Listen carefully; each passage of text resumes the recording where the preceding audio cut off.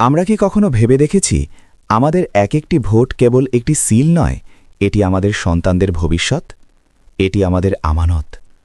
রাজনীতি মানে কি কেবল ক্ষমতা, নাকি রাজনীতি মানে গণমানুষের অধিকার রক্ষা?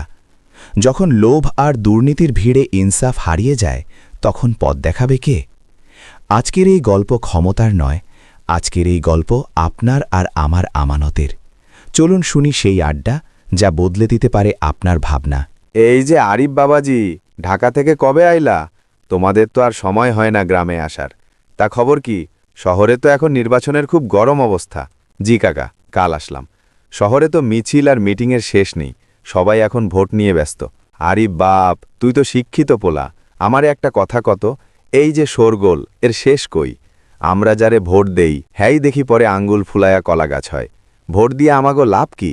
দাদু, লাভ ক্ষতি আসলে আমাদের হাতেই। আমরা যদি দোকানদারের হাসি দেখে পচা চাল কিনি, তবে দোষ তো চালেন না, আমাদের পছন্দের। ভোটটাও ঠিক তেমন। ঠিক কইছস। কিন্তু বাবাজি, প্রার্থীরা যখন বাড়িতে আইসা পা ধরে, তখন তো মনে হয় এদের চেয়ে ভালো মানুষ আর দুনিয়ায় নাই। টাকাও দেয়, চাউলও দেয়। কাকা, এখানেই তো ভুল।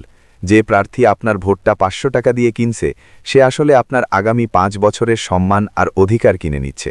সে ক্ষমতায় গিয়ে আপনার এলাকার ব্রিজের টাকা মেরে দেবে, রাস্তাঘাট করবে না, কারণ সে তো মনে করে সে টাকা দিয়ে ভোট কিনেছে, সে কারো কাছে ঋণী না। তয় আমরা কারে ভোট দিমু? সবাই তো কয় আমি সৎ। দাদু, মানুষের অতীত দেখতে হয়, আমলনামা দেখতে হয়। যে লোকটা আগে চোর ছিল, সে গদিতে বসলে সাধু হবে না। আমাদের এখন দরকার এমন মানুষ যারা আল্লাহকে ভয় পায় এবং যারা ইনসাফ বা ন্যায় বিচার বোঝে। ইনসাফ তো আমরা শুধু বিচারের সময় শুনি। রাজনীতির সাথে ইনসাফের সম্পর্ক কি?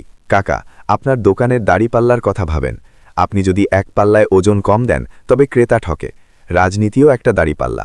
যদি শাসক ন্যায় বিচার আর সাধারণ মানুষের সমান অধিকার নিশ্চিত না করে, তবে পুরো দেশ ঠকে। ইনসাফ মানে হলো যে যার পাওনা তাকে তা বুঝিয়ে দেওয়া। বাপ, তুই তো সুন্দর বুঝালি। ইসলামে কি রাজনীতি নিয়ে কিছু কয়?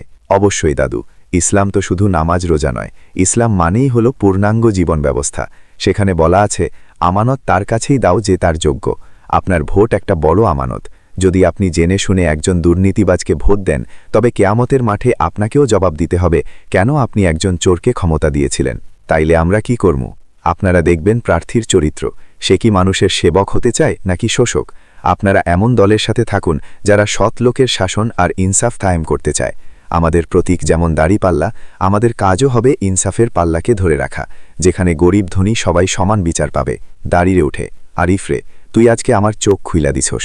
আমরা শুধু মুখের কথাই ভুলি, কিন্তু এখন থেকে নীতি আর ইনসাফ দেখমু। চোর বাটপার্গো আমাগো গ্রামে ঠাই নাই। আলহামদুলিল্লাহ, দোয়া করি বাপতরে, তুই গ্রামটারে জাগাইলি। ইনশাআল্লাহ এবার ইনসাফেরই জয় হবে। আরিফ বাবাজি, একটা কথা মনের মধ্যে খচখচ করতাছে।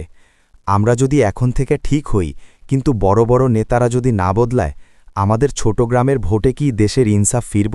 কাকা, সাগরের পানি কিন্তু এক এক ফোঁটা পানি দিয়েই তৈরি।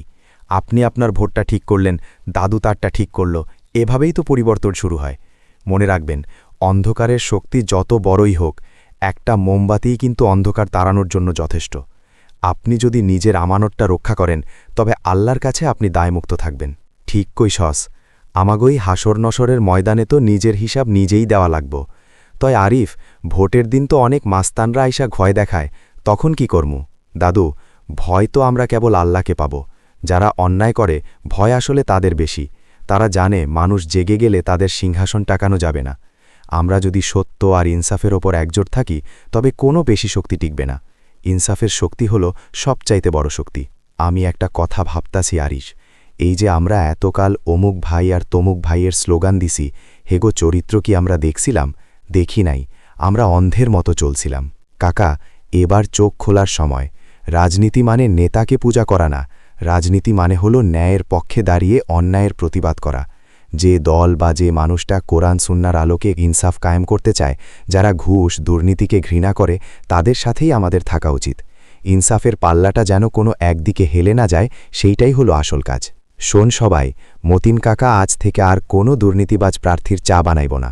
আমার এই দোকান হইল সৎ মানুষের আড্ডাখানা। আরিফ আজকে আমাদের মান সম্মান বাঁচাইছে, আমরা আর আমানতের খেয়ানত করুম না। মুচকি হেসে, কাকা, আপনার এই সচেতনতাই হলো আমাদের জয়। যখন প্রতিটা চা দোকান প্রতিটা পাড়া থেকে এরকম আওয়াজ উঠবে যে আমরা সৎ লোকের শাসন চাই, আমরা ইনসাফ চাই, তখন আর কোনো চোর ডাকাত নমিনেশন নেওয়ার সাহস পাবে না। তোরে আল্লাহ নেক হায়াত দান করুক বাপ। তুই আমাগো গ্রামের পোলারা যে এত সুন্দর আর হক কথা কইতে পারিস তা জানা ছিল না। এবার আমরা গ্রামবাসী মিলে একসাথে বসমু। ইনসাফের পক্ষে যে থাকবে আমাগো সমর্থন হ্যার দিকেই। ইনশাল্লাহ দাদু, বিজয় আমাদের হবেই, যদি আমরা সত্যের পথে অটল থাকি।